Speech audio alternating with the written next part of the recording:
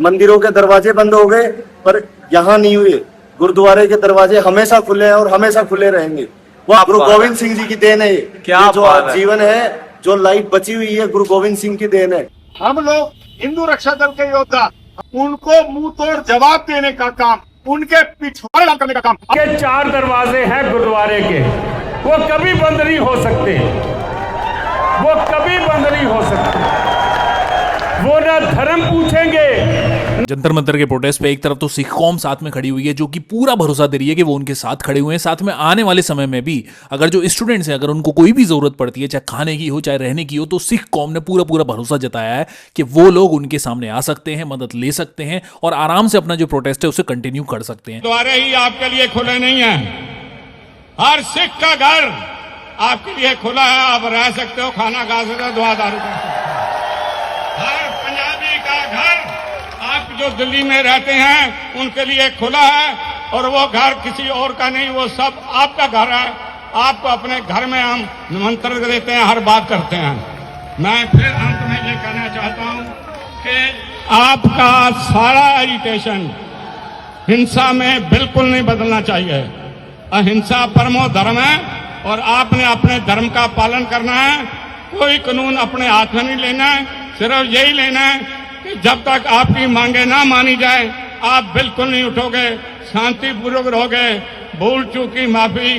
वाहिगुरु जी का खालसा, वाहिगुरु। लेकिन वहीं अगर आप देखो हिंदूवादी जो दल हैं, या फिर आप बीजेपी से जुड़े हुए दल बोल लो, या फिर आरएसएस से जुड़े हुए जो दल हैं उनको बोल लो, वो लोग क्या कह रहे हैं? उन्होंने तो सीधे सीधे स्टूडेंट्स को, साथ में प्रोटेस्टर को ये धमकी दे दी है कि आने वाले समय में वो जंतर मंतर पे इकट्ठा होंगे, साथ में उनकी पिटाई भी लगाएंगे। मतलब मारपीट की जो धमकियां हैं जो वो हिंदू युवा दल से सामने आ रही हैं। उनका कहना यह है कि भाई जितने भी ये जो लोग हैं ये सब देश विरोधी लोग हैं और ये देश विरोधी फंडिंग के थ्रू ही काम कर रहे हैं। अगर इनका कहना यह है कि भाई इनको देश विरोधी फंडिंग मिल रही है, तो सबसे बड़ी जो इंटेलिजेंस का फेलियर है वो तो फिर सरकार का सामने आया, क्योंकि सरकार अगर इंटेलिजेंस अपनी यूज नहीं कर पा रही है और अगर विदेश से फंडिंग होकर सारा कुछ गेम हो रहा है पार्लियामेंट के पास, तो ये तो सरकार पूरी तरीके से फेल है। देश का माहौल खराब करने के लिए आज जंतर मंतर पर जितने भी लोग हैं वो सारे के सारे सनातन के विरोधी हैं।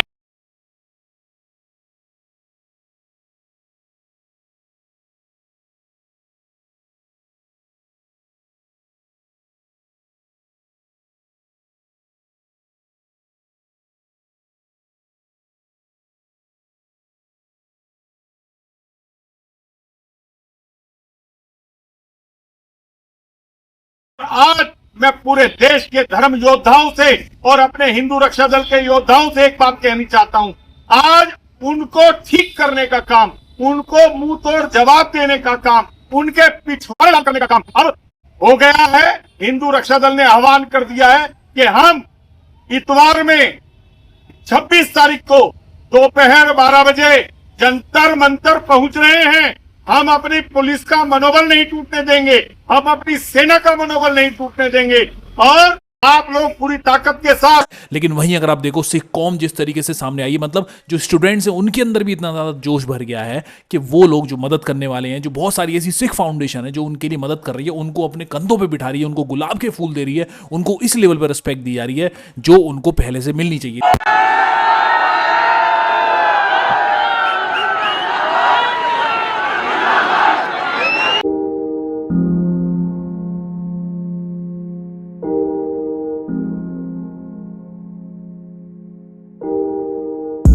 कि भी आप कुछ समय पहले की बात कर लो, जब फार्मर प्रोटेस्ट चल रहा था तो उनको किस तरीके से नैरेटिव में बिठाया जा रहा था कि भाई ये तो देश विरोधी है, पाकिस्तान से फंडिंग इनकी आ रही है। लेकिन आज के समय में वही कौम पूरे स्टूडेंट्स के, जो कि ज्यादातर जो स्टूडेंट्स हैं आप समझ सकते हो कि किस धर्म से आते होंगे, उनके साथ खड़ी हुई है। तो सिख कौम ने हमेशा से इंसानियत का साथ दिया है, ना तो उन्होंने कोई धर्म देखा ना किसी की जाति देखी, सही इशू के साथ वो सामने खड़े हुए हैं। अब स्टेज पे भी उनको जगह दी गई, स्टेज पे भी कई जो सिख रिप्रेजेंटेटिव हैं उन्होंने बात करने की कोशिश की, साथ में उन्होंने इतना तक भरोसा दे दिया कि जो स्टूडेंट्स अगर उन्हें आने वाले समय में एक बड़ी जरूरत पड़ेगी तो वो किसी भी सिख परिवार के या फिर उनके घर में आराम से जाके रह भी सकते हैं। गुरुद्वारे के 4 दरवाजे हैं गुरुद्वारे के, वो कभी बंद नहीं हो सकते, वो कभी बंद नहीं हो सकते। वो ना धर्म पूछेंगे, ना जात पूछेंगे, या आपका ओहदा या आपका रुतबा पूछेंगे। वो गुरु नानक का घर है, वो किसी सरकार के हुक्म से नहीं चलता, वो गुरु नानक के हुक्म से चलता है।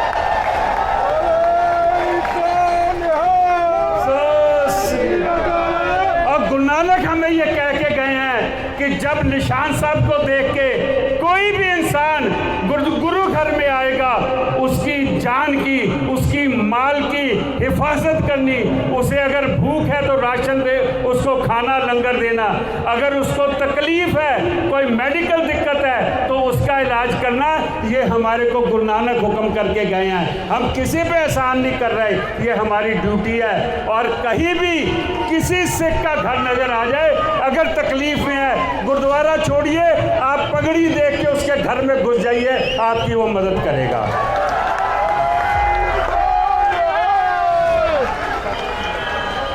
मैं इत्थे बेनती करांगा, पिछे निहंग सिंह फौजा भी आईयां ने, मेरी बेनती है निहंग ਸਿੰਘਾਂ ਨੂੰ कि ਆਪਾਂ शांति ਦੇ ਨਾਲ, प्यार ਦੇ ਨਾਲ, क्योंकि जे ਅਸੀਂ ਜ਼ਰਾ ਜਿਹਾ ਵੀ ਕੋਈ ਆਪਣੀ ਹਲਚਲ ਤੇਜ਼ ਕਰਾਂਗੇ, ਇਹ ਬੱਚਿਆਂ ਦਾ ਨੁਕਸਾਨ ਹੋਏਗਾ।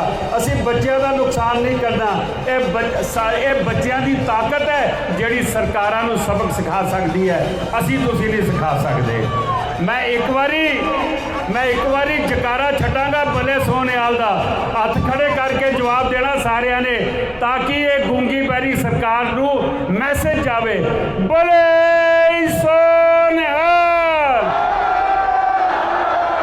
और बहुत से ऐसी स्टोरीज भी सामने आ रही हैं जहां पे कुछ बंदे हैं जिनके घर में बहुत बड़ी बड़ी प्रॉब्लम उन्होंने देखी है, लेकिन आज के समय में जब उनको बांग्ला साहिब में सहारा मिला, उन्हें गुरुद्वारे में सहारा मिला, उन्होंने गुरु नानक देव का और गुरु गोविंद सिंह का बहुत ज्यादा ध्यान किया और उन्हें पूरी तरीके से अपने मन से मानने की कोशिश करी। उनका कहना यह था कि उन्हीं की वजह से वो आज के समय में जिंदा है। अगर आप स्टोरी देखोगे तो बहुत ज्यादा इमोशनल स्टोरी सामने आ रही है। वहां पे ऐसे ऐसे बंदे आए जिन्होंने बहुत ज्यादा प्रॉब्लम झेली और इस सरकार में वो बुरी तरीके से कुचले गए, लेकिन आज के समय में उनको जो आसरा मिला है वो गुरुद्वारे के अंदर ही मिला है। पहले एक्सपायर हो गई गवर्नमेंट हॉस्पिटल के अंदर जयपुर में। अच्छा जी। मेरी बड़ी बेटी है, हाँ जी। उसने भेजा है मुझे। तो इंसानियत इतनी अभी भी जिंदा है। सरदारों ने हमें अपनी अमान में रख रखा है इस टाइम। भाई आप भाई हो यार हमारे देखो, सारे। इन्होंने अपने घर में रख रखा हमारे, और 24 घंटे खाना पीना, 24 घंटे का ध्यान रख रहे हैं हमारे लिए। नहीं भाई, अब हमेशा दरवाजे खुले हैं भाई, हमेशा इन भाइयों के सबके लिए दरवाजे खुले हैं भाई, क्योंकि उन गुरुओं ने बचाया हमें। आज जिंदा है गुरु नानक की वजह से, गुरु गोविंद सिंह जी की वजह से। भाई आज देखो, आप बैठे हुए हैं, क्या गुरु बात गोविंद सिंह जी की देन है। क्या ये जो बात आज है। जीवन है, जो लाइफ बची हुई है, गुरु गोविंद सिंह की देन है। आज जब बीजेपी और बीजेपी के गुंडे जब मारने लगे जनता को, इस यूथ को मारने लगे, तो बीजेपी ने नहीं बचाया, इन्होंने बचाया। आज मंदिरों के दरवाजे बंद हो गए, पर यहाँ नहीं हुए। गुरुद्वारे के दरवाजे हमेशा खुले हैं और हमेशा खुले रहेंगे। वाहेगुरु जी का खालसा, वाहेगुरु जी की फतेह। भाई तुम ये देखो कि हर कोई जो लड़ रहा है ना यहाँ पर, उसने कुछ ना कुछ गवाया। भाई भाई का जो लॉस हुआ, आपकी बेटी का, मेरी 5 साल की बेटी 2 महीने पहले एक्सपायर हुई है। 2 महीने पहले डॉक्टरों की वजह से, मतलब बीजेपी सरकार की वजह से। तुम ये बीजेपी देखो, के जो गुंडे हैं हॉस्पिटल के अंदर बहुत बुरा हाल करके रखे हैं। अब ये लॉस तो भाई कभी रिकवर हो नहीं सकता भाई। देखो है ना, हम आपके साथ है ना। देखो जो उन्होंने गवाया वो उसी के साथ वही सिर्फ सफर कर सकते हैं, हम उनके साथ दर्द समझ भी ना पाए। तो भाई इस चीज को समझो, अपने घरों से निकलो। ये जो युवा जागा हुआ है, इसको सपोर्ट करो आप। इन सब भाई भाइयों जब का साथ मैंने दो। कल इतना सब कुछ देखा, मेरी बेटी को मैं पिछले 1 महीने से दिखा रहा हूँ। ये जो प्रोटेस्ट चल रहे हैं, 2021 का प्रोटेस्ट, मैंने मेरी बच्ची को पूरा पढ़ाया है। मैंने पूरी चीजें दिखाई है मेरी बेटी को। जब मेरी बेटी ने मुझे आज सुबह बोला कि पापा मुझे आप बोलते रहते हो पर आप जाते क्यों नहीं हो वहां पर, उसके बाद में मैं जयपुर से निकला हूँ अकेला। मैंने 10 से 15 दोस्तों को कॉल करा, कोई नहीं आया। मैं अकेला आया हूँ यहाँ। मेरे उसके बाद में कोटपुतली से मेरे दोस्त आए, उसके बाद में हम लोग जयपुर से यहाँ पहुंचे।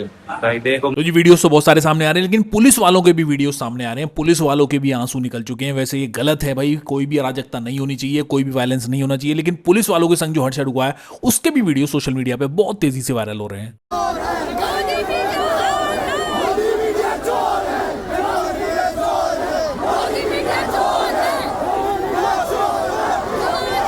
और अगर आप गोदी मीडिया की बात करोगे तो भाई गोदी मीडिया की जिस लेवल पे जो धुलाई और जो पिटाई चल रही है, मतलब उनको वहां पे इंटरव्यू भी नहीं लेने दिया जा रहा है, उनको जो रिपोर्ट है कोई भी बनाने नहीं दी जा रही है, क्योंकि बच्चों को पता है कि गोदी मीडिया जिस लेवल पे नैरेटिव फैला रहा था वो आने वाले टाइम में भस्ट होना ही। और मैं तो यहां तक गारंटी दे रहा हूं कि आने वाले समय में जितने भी गोदी मीडिया के चैनल्स हैं ये बैंकरप्ट होंगे, जिन्होंने भी ये चैनल्स खरीदे थे अपने फायदे के लिए, सरकार के लिए, क्योंकि आज के समय में ये सरकार के लिए भी किसी भी फायदे के लिए नहीं बचे हैं, क्योंकि इनका नैरेटिव फेल होना शुरू हो चुका है। और आज के समय में सरकार ये समझ चुकी है जो असली मीडिया है वो यूट्यूब पे ही रहता है और यूट्यूब पे ही इंसान को असली खबर मिल सकती है। जो छोटे छोटे यूट्यूबर्स हैं वो किसी से कोई फंडिंग नहीं ले रहे हैं, क्योंकि बहुत सारे लोग ये भी बोलते हैं कि भाई मैं भी खालिस्तान से फंडिंग लेता हूँ, मैं उनको सपोर्ट करता हूँ, तो भाई मेरे को किसी भी फंडिंग की कोई जरूरत है ही नहीं। फंडिंग की जरूरत आज के समय में उन लोगों को है जो कि सरकार को प्रमोट करना चाहते हैं, क्योंकि सरकार को आज के समय में अपने प्रमोशन के लिए फंडिंग देनी पड़ेगी। अब तो न्यूज चैनल किसी काम के नहीं थे, लेकिन आज के समय में ये देखा जा रहा है कि बहुत सारे यूट्यूबर्स को पैसा दिया जा रहा है और वो सरकार की बढ़ाइयां मार रहे हैं। लेकिन पब्लिक इस समय पे सारा का सारा जो बबल है उसको समझ चुकी है और पब्लिक उनको इस समय पे रिजेक्ट कर रही है।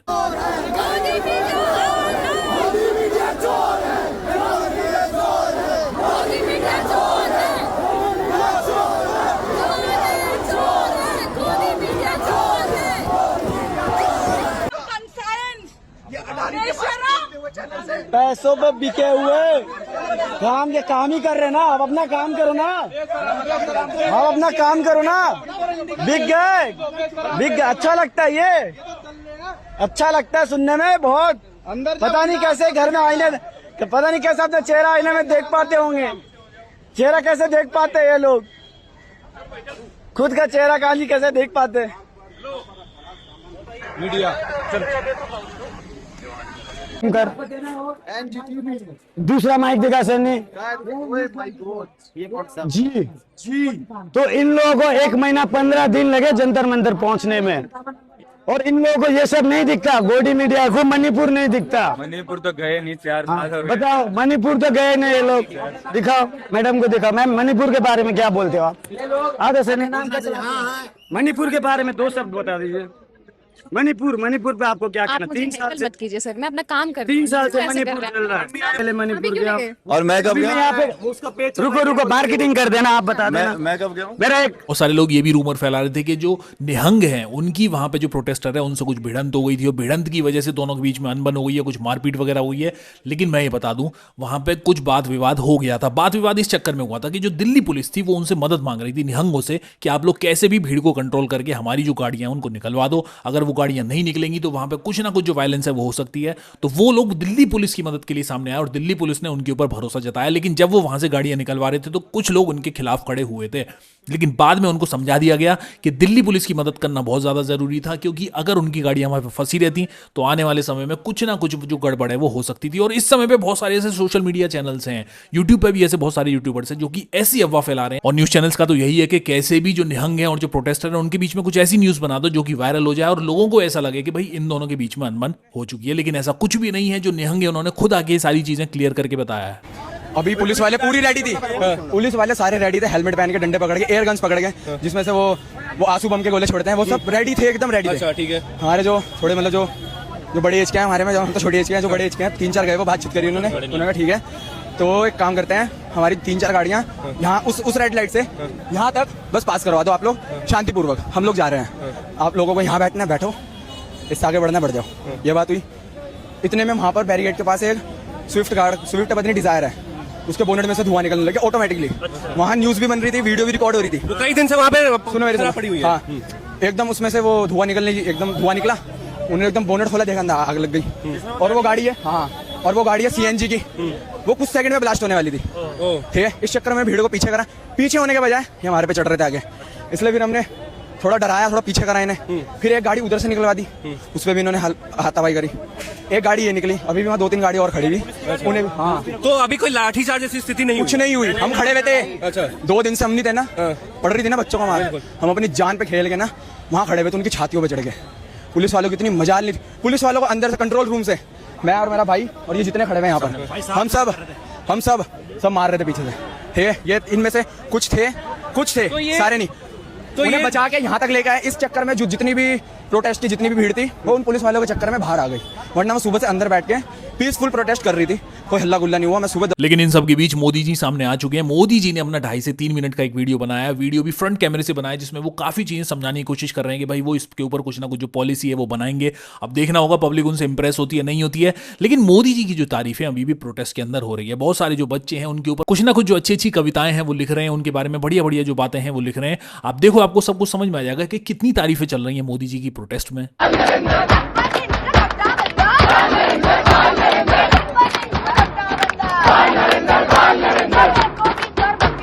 Bye, Narinder.